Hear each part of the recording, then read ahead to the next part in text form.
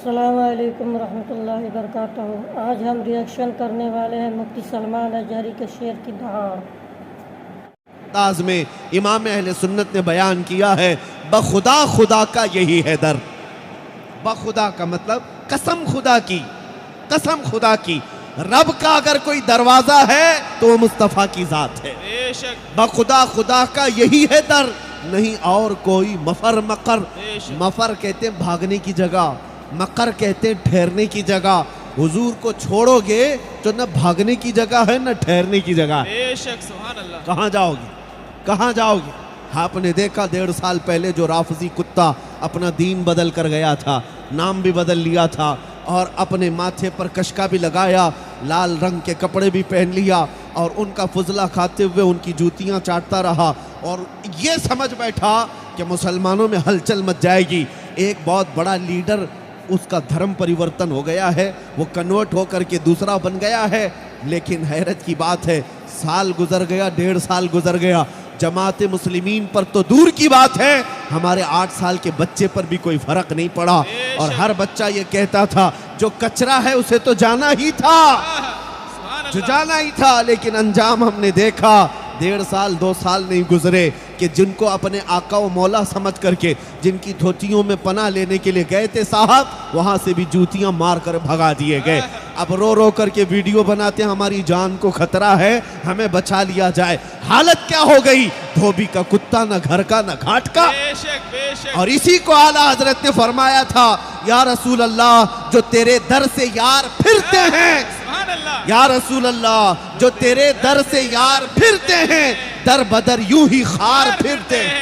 سبحان اللہ، سبحان اللہ، نعرہ تکبیر، نعرہ رسالت، لبیک یا رسول اللہ۔ دنیا میں سے اگر کوئی پاکھنڈی اٹھ کر کے یہ سمجھے کہ میں نبی پاک صلی اللہ تعالیٰ علیہ وسلم کو چھوڑ کر ایک بڑی جماعت بنا سکوں گا تو یاد رکھو ان سے بڑے بڑے بھی بہت آئے، ان سے سڑے سڑے بھی بہت آئے۔ نہ میرے نبی کریم صلی اللہ تعالیٰ علیہ وسلم کی ذات پہ کوئی فرق آیا، نہ ہی کبھی آ سکے گا، اس لیے کہ یا رسول اللہ تو گھٹائے سے کسی کے نہ گھٹا ہے نہ گھٹے گا، جب بڑھائے تجھے اللہ تعالیٰ تیرا رہے گا، یوں ہی ان کا چرچا رہے گا، پڑے خاک ہو جائیں جل جانے والے۔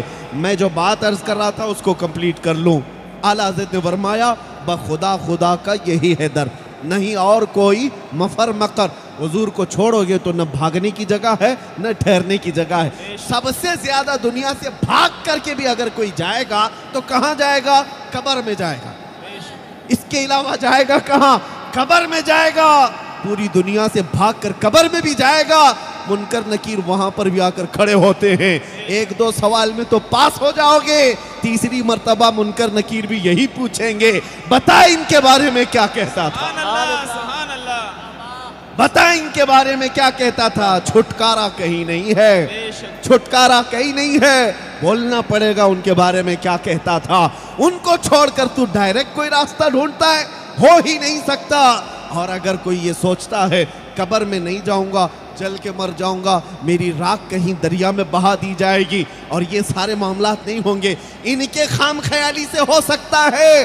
قیامت تو قائم ہونا ہے، بے شک بے شک، قیامت تو ہونا ہے، اور جب اللہ رب العزت ہر ایک نفس کو زندہ کر کر کھڑا کرے گا، اس وقت بھی پتا ہے پوری مخلوق سب گھومتی رہے گی۔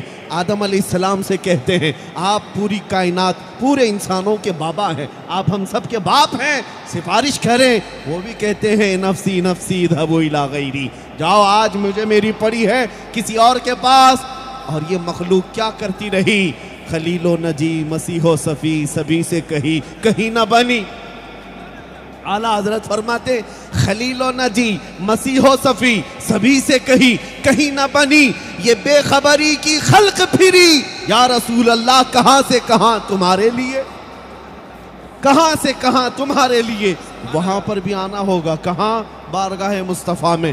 ایک ہی دن وہ آواز آئے گی، ہر نبی کہہ رہا ہوگا اذهبوا الی غیری، میرے حضور کے لب پر انا لہا ہوگا، آؤ میں آج اسی کے لیے تو بیٹھا ہوں، میں سفارش کرتا ہوں۔ اب یہ بات سمجھ کر کے چلو، میں اس نقطے پر لے آیا ہوں، آپ سمجھ جائیں گے۔ وہ جو نہ تھے تو आता اور وہ جو نہ ہو تو कुछ न हो, یہ سنیوں کا عقیدہ ہے, وہ جو نہ ہو تو कुछ न हो, کسی بھی چیز میں دیکھ لو, وہ جو نہ ہو تو कुछ न हो, ارے ہماری اذان بھی کمپلیٹ نہیں ہے, وہ جو نہ ہو تو कुछ न हो, ہماری نماز بھی کمپلیٹ نہیں ہے, وہ جو نہ ہو تو कुछ न हो, کسی بھی زندگی کے شروع کے شعبے سے لے کر آپ کو پتا ہے جب ہمارا انتقال ہوتا ہے فرمایا گیا آنکھیں مردے کی بند بھی کرنا ہے تو کیا کہہ کر کے بسم اللہ وعلا ملت رسول اللہ, بے شک سبحان اللہ, مردے کی آنکھیں بھی بند کرو تو رسول اللہ کا نام آئے گا. اور جب پیدا ہوئے تھے تو کان میں اللہ اکبر تو کہا گیا تھا لیکن اذان میں ساتھ میں اشہد ان محمد رسول سبحان اللہ بھی کہا. اللہ, سبحان اللہ, کہاں کہاں تم جھوٹ بھاگ سکتے ہو, نہیں. اسی لیے میں کہہ رہا ہوں بے ان کے واسطے خدا کچھ عطا کرے. بے شک, ہاشا غلط یہ ہوس بے بسر کی ہے. اور اقبال کو پڑھو تو بہت پیارے انداز میں اس نے کہا تھا کہ حضور پاک صلی اللہ تعالیٰ علیہ وسلم کا رنگ اور ان کی رعنائی پورے کائنات کے حسن میں ہے. بے شک, کائنات کا حسن حضور سے ہے. کچھ لوگ جیسے جن کو ان پاکھنڈیوں کو لگا کہ ہم چھوڑ دیں گے ان کو گالیاں دیں گے تو ہم بھی ہیرو بن جائیں گے. آپ کیا سمجھتے ہیں یہ جو گوفے میں بیٹھ کر بھونکتے تھے حضور کی شان میں, ان کا کیا خیال تھا؟ ان کا خیال یہ تھا کہ ہم اتنا بھونکیں گے حضور کے خلاف تاکہ 2 سال کے بعد ہم بھی سی ایم بن جائیں گے اور ہیرو بن جائیں گے اپنی کمیونٹی کے, اسی لیے تو بھونکتے ہیں. مجھے حیرت ہوتی ہے تمہارے پاس تمہارے ایک بابا بھی ایسا نہیں رہ گیا جس کی تعریف کر کے تم بڑے ہو سکتے تھے. تمہیں بدنام ہو کر بڑے ہونے کے لیے بھی میرے نبی کا سہارا لینا پڑ رہا ہے. حضور کو چھوڑ کر تم مشہور بھی نہیں ہو پا رہے. شہرت کے لیے بھی اگر میں میرے آقا کا نام لیتا ہوں اس لیے کہ میں غلام ہوں, سبحان اللہ, سبحان اللہ, اور میں فخر سے کہتا ہوں میرے جسم میں جو رونگٹا ہے وہ بھی میرے مصطفیٰ کی برکت سے ہے. بے شک, میرے گھر میں نمک کا ایک دانہ ہے تو صدقہ ہے رسول اللہ کا. بے شک, مجھے اس بات میں کوئی وہ نہیں ہے, لیکن حیرت ان پر ہے, ان پر ہے. تمہارے ہاتھ کوئی تعلق ہی نہیں تھا دین اسلام سے, پھر نبی پاک پر بھوکتے کیوں بھوکتے ہو؟ شہرت کے لیے, پبلسٹی کے لیے. اور سب کو سمجھ جانا چاہیے. آج مجھے ایک اور بات کی حیرت ہوتی ہے, ہندوستان میں بہت سارے دین ہیں, بہت سارے مذہب والے لوگ ہیں. یہاں پر سکھ ہیں یا نہیں؟ ہمارے ملک میں کرسچن ہیں, کرسچن بھی ہیں, سکھ بھی ہیں, جین بھی ہیں, پارسی بھی ہیں, اور پتہ نہیں کتنے مذہب ہیں, کتنے دھرم ہیں, بہت ہیں. آپ کو بھی پتہ ہوگا آپ کے قریب اتنے ہیں کہ گنے بھی نہیں جا سکتے پورے ہندوستان میں. لیکن حیرت کی بات ہے کہ ہمارے ملک کے سارے الیکشن کا گرم مدعا ہم ہوتے ہیں, کوئی نہیں ہوتا. سب سے ہاٹ ٹاپک کیوں ہے؟ جبکہ یہ قوم ٹوٹی بکھری ہوئی ہے. ان کی رپورٹ کے حساب سے, ان کی رپورٹ کے حساب سے یہ قوم دلت سماج سے نیچے کی زندگی گزار رہی ہے. Sri Krishna report, Sachar committee report, یہ سب رپورٹیں. سپریم کورٹ کے ریٹائرڈ ججز نے رپورٹ کیا ہے مسلمانوں کی حالت بہت کمزور ہے ہندوستان میں. پھر میں کہتا ہوں یہ کمزور قوم ہے تو ڈیبیٹ میں پورے میڈیا میں یہی کیوں چھائی رہتی ہے؟ کتنے تو چینل ایسے ہیں جن کا ہمارا نام لیے بغیر دکان نہیں چلتی. بے شک, کیوں کیا بات ہے؟ سمجھنا پڑے گا. جس کو اقبال کہتا ہے کچھ بات تو ہے کہ مٹتی نہیں ہستی ہماری. بے شک, سبحان اللہ, سبحان اللہ, کچھ بات تو ہے کہ مٹتی نہیں ہستی ہماری, صدیوں رہا ہے دشمن دورے زماں ہمارا. بے شک, توحید کی امانت سینوں میں ہے ہمارے, آسان نہیں مٹانا نام و نشاں ہمارا. بے شک, یونان و مصر و روما سب مٹ گئے جہاں سے, باقی مگر ہے اب تک نام و نشاں ہمارا. بے شک, سبحان اللہ, نعرہ تکبیر, اللہ اکبر, نعرہ رسالت. یا رسول اللہ. حضور اکرم صلی اللہ تعالیٰ علیہ وسلم کا نام ہم نے دیکھا ہے تعریف کرنے والا لے تو بھی مشہور ہو گیا, اور بھونکنے والا بھی شہرت کے لیے ہی لے رہا ہے, اور وہ سوچ رہا ہے کہ میں ہیرو بن جاؤں گا. لیکن اللہ نے ایسا زیرو بنایا, ایسا کہ ایک امریکن ایتھلیٹ ہے, یعنی ایک کھلاڑی کی بات کر رہا ہوں جو ابھی ابھی کنورٹ ہوا اسلام میں.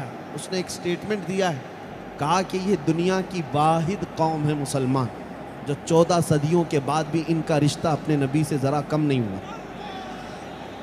یہ ایسی قوم ہے جس نے اپنے نبی کو دیکھا نہیں, اپنے نبی سے مصافحہ کیا نہیں، اپنے نبی کی محفل میں بیٹھی نہیں، لیکن جب بات آئے تو یہ گردنیں ان کے قدموں پر رکھنے کو تیار ہے۔ یہ ایک ہی قوم ہے پوری دنیا میں۔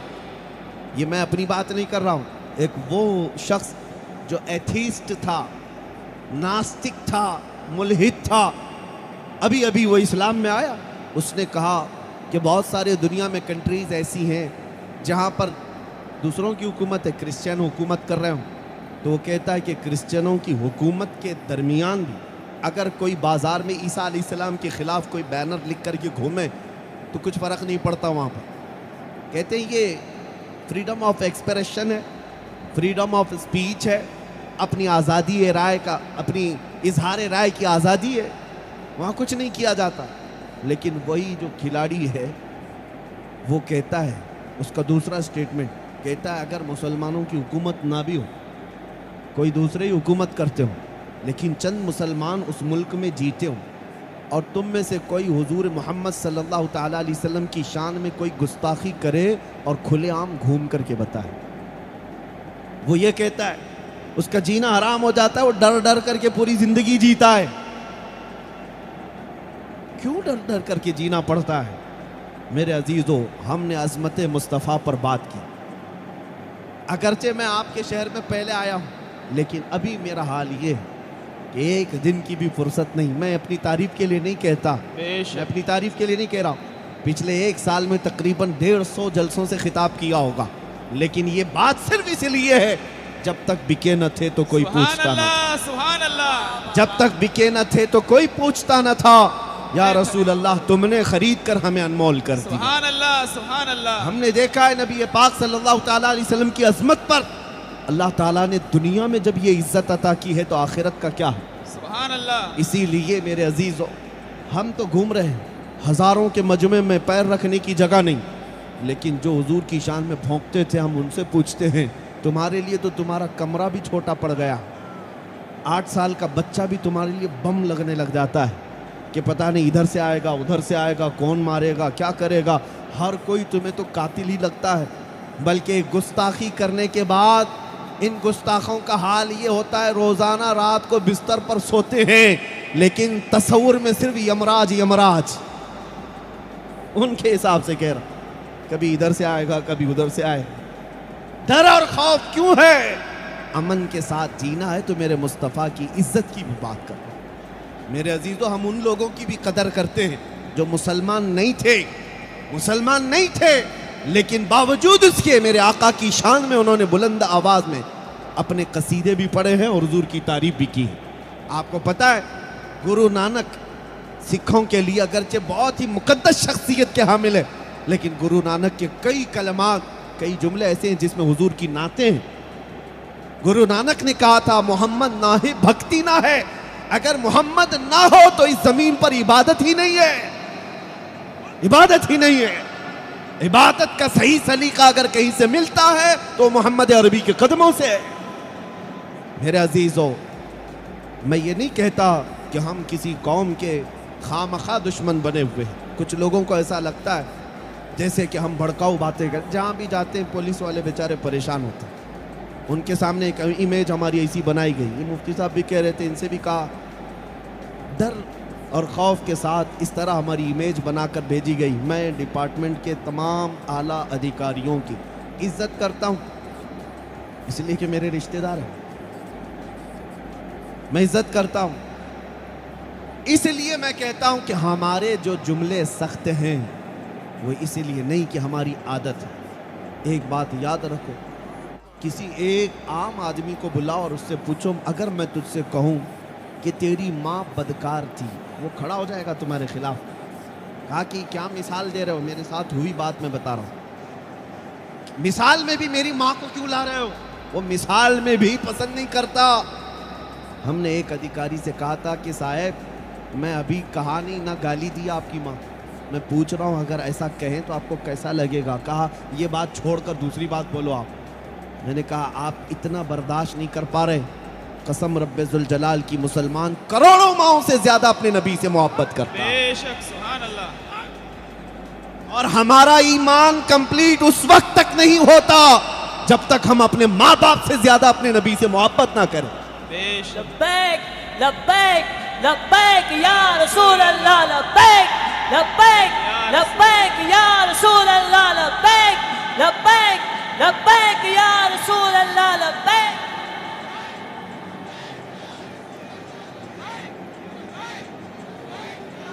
میرے عزیزو توجہ، غیرت کے ساتھ جینے کو پرووک نہیں کہتے، بھڑکاؤ نہیں کہتے.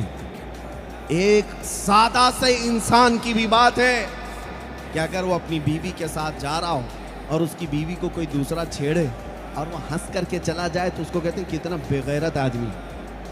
وہ اپنی اہل خانہ کے لیے بھی برداشت نہیں کرتا کہ کوئی اس کی طرف نظر اٹھائے. بلا تشبیہ بلا تمثیل انسان کے اندر غیرت ہوتی ہے، اور مسلمان کی سب سے بڑی غیرت اپنے اللہ اور اس کے رسول کے لیے ہوتی ہے. اللہ اور اس کے رسول کے لیے اگر غیرت نہیں تو پھر وہ مسلمان بھی نہیں ہے. وہ مسلمان بھی نہیں ہے. کس کام کا مسلمان؟ غیرت اگر نہ ہو. اب میں آپ کو بتاؤں، لوگ مجھ سے یہ توقع کر رہے ہیں، یہ امید کر رہے ہیں کہ امن کی باتیں، نرم باتیں بالکل ہم کرنے کو تیار ہیں. ہونا بھی یہی چاہیے کہ زبان اللہ نے دی ہے، نرم بات کریں. قرآن نے بھی تعلیم دی ہے، حضور پاک صلی اللہ تعالیٰ علیہ وسلم کی عادت کریمات. لیکن مجھے ایک بات آپ بتاؤ، جس کا سب کچھ تم نے لوٹ لیا، ہر چیز، اس کے کپڑے بھی، اس کی جائیداد بھی، اس کا گھر بھی، اس کی بیوی بچے بھی، اس کا سامان، سب کچھ، بچا کچھ نہیں.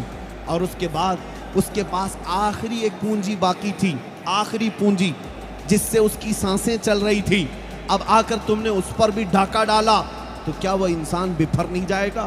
کیا وہ بھڑک نہیں جائے گا؟ کیا وہ اپنی آخری چیز کو بچانے کے لیے چیخ و چلم نہ کرے گا؟ یہی مثال ہماری ہے. ہمارا تو سب لٹ گیا ہے، ہم سے کیا کیا نہیں چھینا گیا. تم نے ہمارے اخلاق و کردار بھی چھینے ہیں، تم نے ہمارے تخت و تاج ختم کر ڈالے، سب کچھ چلا گیا. مسلمان اب جی رہا تھا تو صرف عظمت مصطفیٰ اور محبت مصطفیٰ کو ساتھ لے کر جی رہا ہے. اس لیے کہ مجھے پتا ہے آج ہماری سانسیں جو چلتی ہیں وہ میرے مصطفیٰ کی محبت میں چل رہی ہیں. ہماری اگر دنیا میں کوئی پہچان ہے تو ہمارے باپ کے نام سے نہیں، وہ تاجدار مدینہ کے نام سے ہے. سبحان اللہ سبحان اللہ. دنیا ہمیں آج پہچانتی ہے. بہت ساری جگہ تو ہمیں محمدن کہا جاتا ہے، حالانکہ یہ کوئی دین کا نام نہیں ہے، یہ کوئی مذہب کا نام نہیں ہے. مسلمان قوم کا نام ہے، اسلام دین کا نام ہے. لیکن آپ نے دیکھا ہوگا بہت سارے غیر مسلم آپ کو، آپ کی جماعت کو محمدن کہتے ہیں. محمدن کیا ہے؟ یہ اگرچہ ان کا ایجاد کیا ہوا ہے، لیکن یہ اس بات کو درشاتا ہے کہ دنیا ہمیں پہچانتی بھی ہے تو محمد عربی کے نام سے پہچانتی، نبی پاک صلی اللہ علیہ وسلم کے نام سے پہچانتی ہے. اس لیے اے نوجوانوں، اب تمہاری ذمہ داری بڑھ جاتی ہے، تمہاری ذمہ داری بڑھ جاتی ہے. میں بولتا ہوں اس لیے کہ ہماری آخری روح ہے وہ، ہماری جان ہے وہ. اسی لیے میں نے پوچھا تھا وہ جو نہ ہو تو کچھ نہ ہو. جان ہے وہ جہان کی، اور جان ہے تو جہان، بے شک جان ہے تو جہان ہے. نبی کریم صلی اللہ تعالیٰ علیہ وسلم کی محبت یہ ہمارے پاس آخری بچی ہوئی پونجی ہے، یہ آخری سرمایہ ہے ہمارے پاس. اگر اس پر بھی کوئی ڈاکہ ڈالے اور پھر یہ سوچے کہ ہم نرم بات کریں گے تو یہ تمہاری خام خیالی ہے، یہ تمہاری خام خیالی ہے. ہم اس وقت تک حق بات علی الاعلان بولتے رہیں گے جب تک اللہ نے ہمیں زبان عطا کی. سبحان اللہ. اللہ کہہ رہے کہ ہمارے علماء حق بولتے رہیں اور کبھی کسی بازار میں اپنے آپ کو نہ بیچیں، بے شک کبھی نہ بیچیں. بارگاہ مصطفیٰ میں جو ایک بار بک جاتا ہے وہ پھر کسی بازار میں نہیں بکتا. بے شک. سبحان اللہ. اس لیے اے نوجوانوں، حضور پاک صلی اللہ تعالیٰ علیہ وسلم کے قدموں کو چھوڑ کر نہ تمہاری دنیا ہے نہ تمہاری آخرت ہے، بے شک. نہ دنیا ہے نہ آخرت ہے. تم یہ سوچتے رہے کہ میں اپنے آپ کو بدل لوں گا، تھوڑا ماڈرن بن جاؤں گا، سیکولر بن جاؤں گا، 4 لوگوں میں میری عزت ہوگی. لیکن پتہ ہے تم بہت اپنے آپ کو بدل کر کے مرد عورت بننے کی کوشش کرتا رہا. وہ بالیاں بھی پہن لیا، چوڑیاں بھی پہن لیا، چوٹی بھی ڈال لیا، یہ سوچ کر کے کہ انگریز ایسا کرتے ہیں، یہی فیشن ہے، یہی فیشن ہے. فلموں میں یہ درشایا جاتا ہے مجھے بھی ایسی کرنا ہے، پینٹ کو ادھر سے پھاڑنا ہے ادھر سے پھاڑنا ہے اور سطر عورت دکھا کر حرام کاریوں کے ساتھ مجھے بھی کچھ فیشن کرنا ہے. تم عزت وہاں ڈھونڈتے رہے، لیکن حد یہ ہے کہ مرنے کے بعد تک ہم نے دیکھا کہ کوئی عزت ملی ہی نہیں، کوئی عزت ملی نہیں. لوگ آئے بھی تو اپنے ناک پہ کپڑا رکھ کر کے لاش دیکھنے آئے، لیکن سنت مصطفیٰ میں جینے والا ایک جوان جب اس کی روح کف سے انصری سے پرواز کرتی ہے، میرے عزیزو پتا ہے تمہیں حضور کی سنتوں کا گرویدہ، حضور کا عاشق جب دنیا سے جا رہا ہوتا ہے، جس نے عزت میرے مصطفیٰ کے قدموں میں ڈھونڈی تھی، اس کی موت آنے سے پہلے، آخری سانس چلنے سے پہلے اس نے اپنے سرانے کے پاس حضور پاک کو محسوس کرے گا۔ نبی پاک صلی اللہ تعالیٰ علیہ وسلم تشریف فرما ہوں گے اور اس کی روح نکلے گی، اور پھر یہاں سے بھی بڑی عزت کے ساتھ کندھوں پر سوار ہو کر جاتا ہے، اور قبر میں جب پہنچتا ہے فرمایا گیا میرے آقا منکر نکیر سے کہتے ہیں اے فرشتوں اسے آہستہ سے جگانا، بڑا تھک کر کے میری غلامی میں آیا ہے، تھک کر کے آیا ہے، ذرا آہستہ سے جگانا۔ اسی کو میرے مرشد حضور تاج الشریعہ رحمت اللہ تعالیٰ علیہ نے عرض کیا تھا یا رسول اللہ میں مروں تو میرے آقا یہ ملائکہ سے کہنا اسے کوئی مت جگانا، ابھی آنکھ لگ گئی ہے، تیرے دامن کرم میں جسے نیند آ گئی ہے وہ فنا نہ ہوگی، اسے زندگی ملی۔ اسی لیے یاد رکھو تم عزت جن قدموں میں ڈھونڈ رہے ہو نہ ملے گی، کبھی نہ ملے گی۔ جن دوستوں کے لیے تم نے اپنے آپ کو بدل ڈالا تھا، یہ دوستوں کا حال تو ہم نے دیکھا، ہماری قبر پر 3 بار مٹی ڈال کر 5 منٹ رکنے کو تیار نہیں، کوئی رکنے کو تیار نہیں۔ تمہارا سب سے عزیز تمہارے قبر کی تختیاں بند ہونے سے پہلے قبرستان سے بھاگنے کی تیاری کرتا ہے۔ کون تمہاری قبر میں رات کے وقت بیٹھتا ہے؟ کون آئے گا جس کے لیے تم راتیں اپنے گھر سے چھوڑ کر بھاگتے تھے، تم اپنے پیسے جن کے لیے برباد کرتے رہے، ان میں سے کوئی تمہاری مٹی دینے تک یا اس کے بعد ساتھ نہ دیا؟ تمہارا عزیز بھائی بھی تمہاری قبر پر نہ بیٹھ سکا۔ پتا ہے جب تمہاری قبر کو بند کر کے یہ سب سے عزیز دوست چلے جاتے ہیں، رات کا سناٹا آتا ہے، اس خاموش قبرستان میں سوائے مردوں کے کوئی نہیں ہوتا، کوئی آواز نہیں زندوں کی، اس وقت تمہاری قبر میں سوائے اندھیرے کے کچھ نہیں ہوگا۔ تم زندگی بھر جن کے لیے اپنے آپ کو بدلتے رہے کوئی نہیں آیا، اگر اس وقت قبر میں کوئی آتا ہے تو آمینہ کا لال آتا، وہ تاجدار مدینہ کی ذات ہے، اس وقت بھی وہ اپنے غلاموں کی قبر میں آتے ہیں، روشنی بن کر آتے ہیں۔ اسی لیے اعلیٰ حضرت نے فرمایا تھا جب تمہیں پتا ہے قبر میں بھی ان کا سامنا کرنا ہے، حشر میں بھی ان کا سامنا کرنا ہے، تو اے غلام سن لے، آج لے ان کی پناہ، آج مدد مانگ ان سے، آج لے ان کی پناہ، آج مدد مانگ ان سے، کل نہ مانیں گے قیامت میں اگر مان گیا۔ میں بیچ میں ایک حدیث پاک چھوڑ دیا، میں شروع میں اس بات کو عرض کر رہا تھا دین کیا ہے، دین کیا ہے، ولایت بہت دور کی بات، دین کیا ہے؟ مسجد نبوی میں جاؤ، اللہ کرے کہ سب کو زیارت نصیب ہو، حضور پاک صلی اللہ تعالیٰ علیہ وسلم کا مصلی جائے، محراب حضور کا جو ممبر ہے وہاں جب آپ کھڑے رہیں گے قبلہ سامنے ہے اور حضور کا حجرہ آپ کے بائیں ہاتھ کی طرف ہے۔ نبی پاک صلی اللہ تعالیٰ علیہ وسلم جس حجرے میں آج آرام فرمائے، یہی حضور پاک کی زندگی میں بھی آپ کا گھر تھا، حضرت عائشہ کا۔ حضور اکرم صلی اللہ تعالیٰ علیہ وسلم اپنی ظاہری زندگی کے ایام ختم ہونے کے قریب آخری وصال سے چند دن پہلے اسی حجرے میں آرام کرتے تھے، بیماری کا عالم تھا۔ حضور کی وفات سے 2 دن پہلے کی بات کر رہا ہوں، حضور کی وفات سے 2 دن پہلے کی بات۔ صحابہ کہتے ہیں حضور اپنے حجرے سے باہر نہیں آ رہے تھے، ابو بکر صدیق ہمیں نماز پڑھا رہے تھے۔ حضور نے حکم فرمایا تھا کہ ابو بکر لوگوں کی نماز پڑھائیں۔ حضرت ابو بکر صدیق مصلی پر بڑھ جاتے، صبح سے لے کر شام تک صحابہ بیٹھے رہتے مسجد نبوی میں۔ میں کیا بتا رہا ہوں توجہ سے سنیں، سامنے قبلہ ہے اور بائیں ہاتھ کی طرف حضور کا حجرہ ہے، لیکن سارے صحابہ ٹکٹکی باندھ کر دروازے کی طرف ہی دیکھتے رہتے تھے کہ یہ دروازہ کب کھلے گا، وہ آفتاب رسالت کب باہر آئے گا، کب طلوع ہوگا وہ 14ویں کا چاند۔ دن بھر گزرتا تھا، صحابہ دیکھنے کے لیے منتظر رہتے کہ میرے آقا آئیں گے، بیماری میں افاقہ ہوگا، لیکن صحابہ کہتے ہیں ایک اذان ہو گئی، اقامت ہو گئی اور حضرت ابو بکر صدیق مصلی پر بڑھ گئے، سب صحابہ صفے لگا کر نماز پڑھ رہے ہیں۔ نماز کا عالم ہے، قبلے کی طرف منہ ہوتا ہے، سب کا پتہ ہے، اور وہ صحابہ کی بات کر رہا ہوں۔ حدیث صحیح میں ہے کہ اچانک رسول کریم صلی اللہ تعالیٰ علیہ وسلم کے حجرے کا دروازہ کھلا، نماز چالو ہے، نماز چل رہی ہے، حجرے کا دروازہ کھلا، پردہ ہٹا، میرے آقا صلی اللہ تعالیٰ علیہ وسلم کا چہرہ جمال جہاں آرا نظر آئے. لیکن کیسے دیکھ سکتے ہیں؟ ادھر قبلہ ادھر ہے سامنے کی طرف، اور حضور کا حجرہ بائیں ہاتھ کی طرف، اور حضور کا دروازہ بھی بائیں ہاتھ کی طرف. جب حضور اپنے دروازے پر کھڑے ہوئے، صحابہ کی جماعت کو دیکھ کر مسکراتے رہے. صحابہ کہتے ہیں جتنے لوگ مسجد میں نماز پڑھ رہے تھے، ہر ایک صحابی کا چہرہ حضور کی طرف تھا، ہر ایک کا چہرہ حضور کی طرف تھا. مجھے بتاؤ نماز میں چہرہ کدھر ہونا چاہیے؟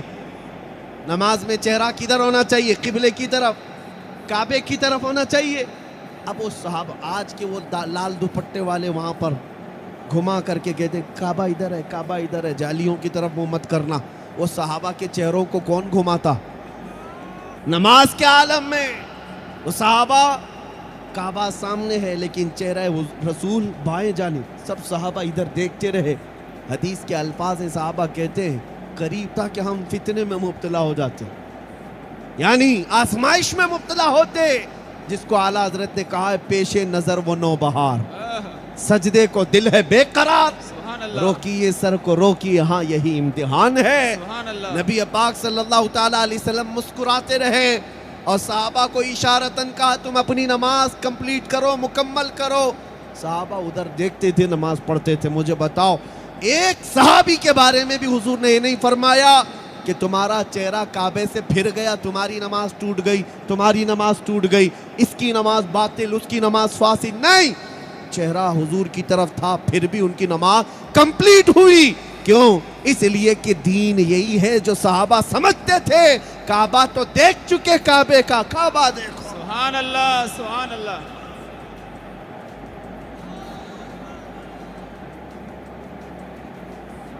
اللہ اکبر. میرے عزیزو، صحابہ یہ سمجھتے تھے حاجیو آؤ شہنشاہ کا روزہ دیکھو. کعبہ تو دیکھ چکے، کعبے کا کعبہ دیکھو. غور سے سن تو رضا کعبے سے آتی ہے صدا، میری آنکھوں سے میرے پیارے کا روزہ دیکھو. اور وہ مقام بھی آپ کو میں بتاؤں، جب فتح مکہ کا دن تھا، مکہ فتح ہو چکا تھا، اور حضور کے خاص مؤذن بلال حبشی، ان کا مقام دیکھنے کو تھا. اس دن 10,000 صحابہ تھے. جب مکہ فتح ہوا، پہلی اذان حرم پاک میں دی جانی تھی. رسول کریم صلی اللہ علیہ وسلم نے بلال کو بلایا اور کہا کعبے کی چھت پر چڑھ جاؤ، وہاں سے اذان دو.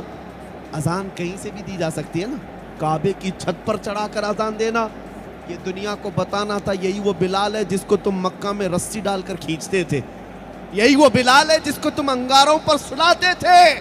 آؤ دیکھو، جو محبت مصطفیٰ میں زخم کھاتا ہے اللہ اسے کعبے کی چھت پر پہنچا دیتا ہے. اس کا مقام یہ. اب میں بات یہ کر رہا ہوں، بلال حبشی کعبے کی چھت پر پہنچ گئے. اب تک جو اذان دیتے تھے کعبے کی طرف منہ کر کے دیتے تھے، اب کعبے کے اوپر چڑھ گئے تو اب کہاں منہ کریں؟ کعبہ نیچے ہے، چھت پر ہے، اب کدھر رخ کریں؟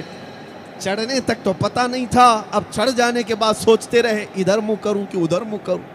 کعبہ نیچے ہے. حضور اکرم صلی اللہ تعالیٰ علیہ وسلم کی طرف دیکھتے رہے کہ کعبے کے اوپر آ گیا ہوں، اب کدھر منہ کر کے اذان دوں؟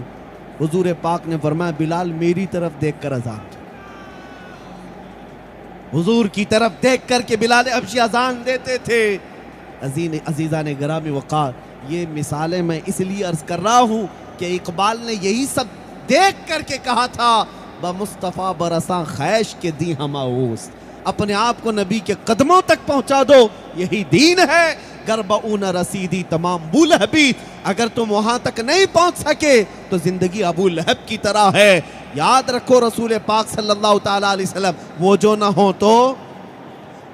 ہو تو ارے حقیقت تو یہ ہے، ہو نہ یہ پھول تو بلبل کا ترنم بھی نہ ہو، چمن دہر میں کلیوں کا تبسم بھی نہ ہو نہ یہ ساقی تو میں بھی نہ ہو، خم بھی نہ ہو، بزم توحید دنیا میں نہ ہو، تم بھی نہ ہو.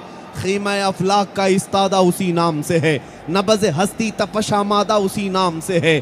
دشت میں دامن کوہسار میں میدان میں ہے، بحر میں موج کی آغوش میں طوفان میں ہے، چین کے شہر مراکش کے بیابان میں ہے، اور وہ میرے آقا کا نام پوشیدہ ہر مسلمان کے ایمان میں ہے. پوشیدہ ہر مسلمان کے ایمان میں ہے. اسی کو اعلیٰ حضرت فاضل بریلوی کے اس شعر پر میں اپنی گفتگو ختم کرتا ہوں. اللہ کی سرتاب قدم شان ہے یہ انسان ہے انسان وہ انسان ہے یہ. قرآن تو ایمان بتاتا ہے انہیں اور ایمان یہ کہتا ہے میری جان ہے یہ. ہماری تقریر کا خلاصہ ہماری گفتگو کا نچوڑ حاصل کلام. میری گفتگو کا عنوان 2 جملوں میں سنو اور پھر کھڑے ہو جاؤ. 2 جملوں میں میری تقریر کا خلاصہ صرف یہ ہے کہ محمد سے وفا تو نے تو ہم تیرے ہیں. یہ جہاں چیز ہے کیا لوح و قلم تیرے ہیں. اٹھو قوت عشق سے ہر پست کو بالا کر دو. دہر میں نام محمد سے اجالا کر دو. بھونکنے والے بھونکتے رہیں گے اور یوں ہی مر کر کے ان کا موسم ختم ہو جائے گا. انشاءاللہ وہ دور آئے گا وہ دور آئے گا جب امام مہدی کا ظہور ہوگا اور پھر ہر گھر سے پوری دنیا کے خطے میں جتنے گھر ہیں یہ میرے آقا کا فرمان بتا رہا ہوں. کچھ میں اپنے انداز میں یہ کہتا ہوں کچھ دیر کی خاموشی ہے پھر شور آئے گا. آج کتوں کا وقت ہے کل ہمارا دور آئے گا جب امام مہدی کا ظہور ہوگا. میرے آقا کا فرمان ہے روئے زمین پر جتنے گھر ہوں گے ہر گھر سے اللہ اکبر کی صدا